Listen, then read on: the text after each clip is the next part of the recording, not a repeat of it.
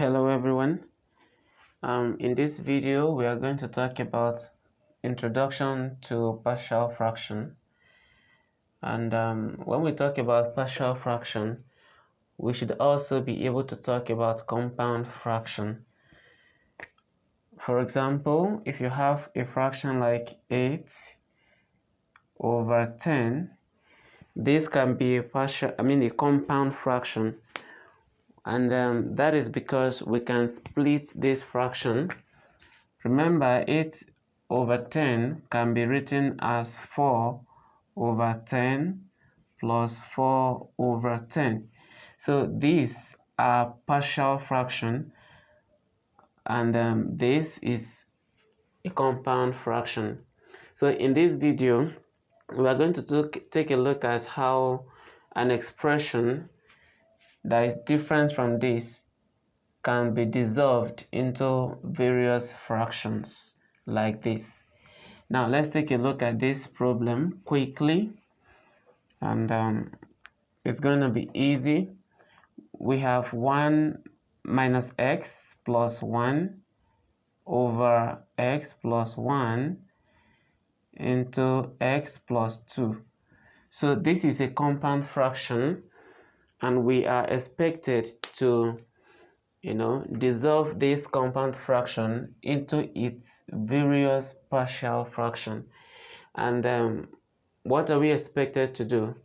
Just like we know a fraction to have numerator and denominator, in this we do not know what the numerators are, but we know that the denominators will be this and this because we're having two factors here.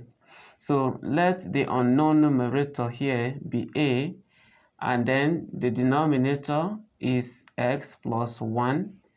Then I'm going to the second factor here, plus we still don't know the second numerator, so we're going to represent it as b, then over x plus 2.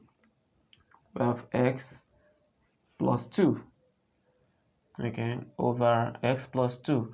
And from here now, the next thing you're going to do is to multiply everything on the right hand side by the denominator. So we're going to multiply everything on the right hand side by the denominator, and everything will be equal to the numerator, which is minus x plus 1.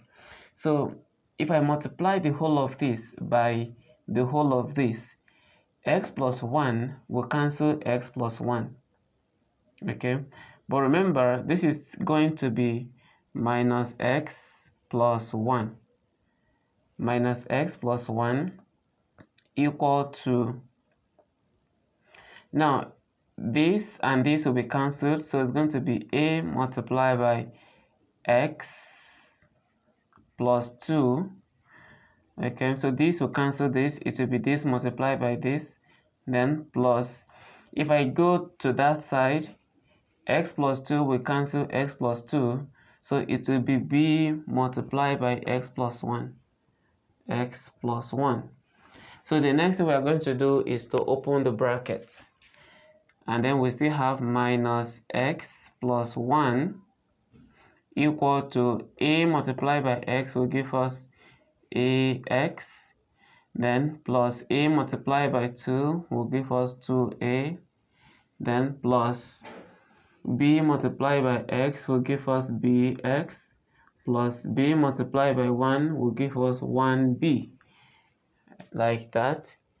Now the next thing we're going to do is to rearrange this so that it will look like this form. Now let's go. We have minus x plus 1 equal to, I'll pick this together, so I have ax plus bx.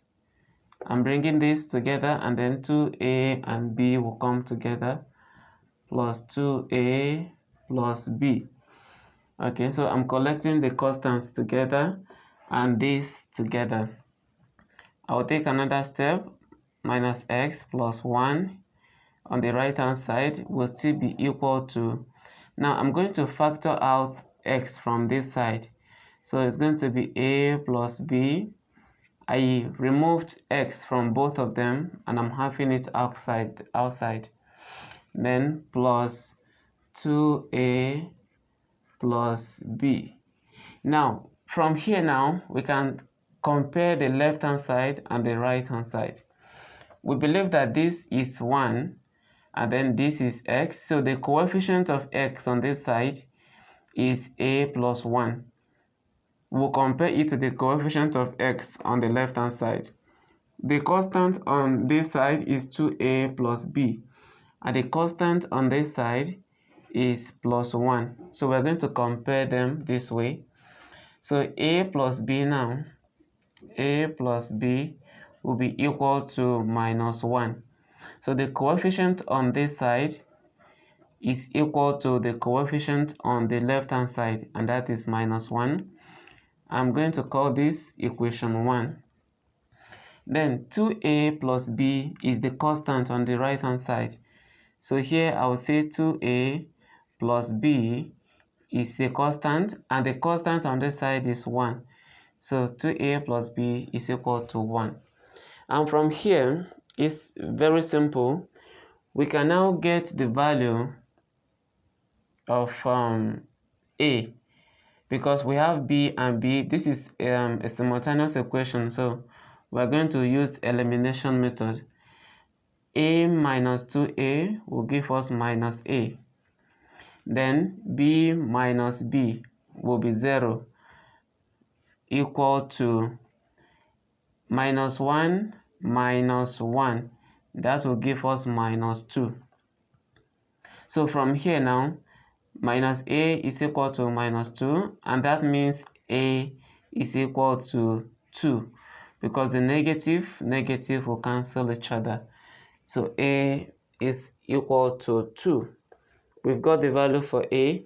Now to get the value for b, okay, sorry, I didn't name this. Remember, this was our equation 2. So to get the value for b, substitute this value into equation 1. Okay, remember our equation 1 is a plus b equal to negative 1, and we say a is what? 2. So 2 plus b is equal to negative 1. If I make b the subject, I will say that b is equal to minus 1 minus 2, because this minus 2, this plus 2 will go the other side to become minus 2. So b is finally equal to minus 3. b is equal to minus 3. So now we've got the value for a to be 2 and the value for that b to be minus 3. Now let's take this back into these partial fractions, and then we'll know what the fractions are. So I'm going to clean this side since we've known all that we need. I'll clean this side since we have known all that we need. So the partial fraction for this will now be, in place of a, I will have 2 over x plus 1. Then it should have been addition, but because we have minus 3 for b, so this negative will cancel the positive here, so it will still be negative. And then b is now 3 over x plus 2, and this has been solved. The partial fraction for this compound fraction are 2 over x plus 1 minus 3 over x plus 2. Thank you for watching. God bless you. Subscribe to my YouTube channel for more of this, and then do well to follow me on Facebook for more of this. Thank you.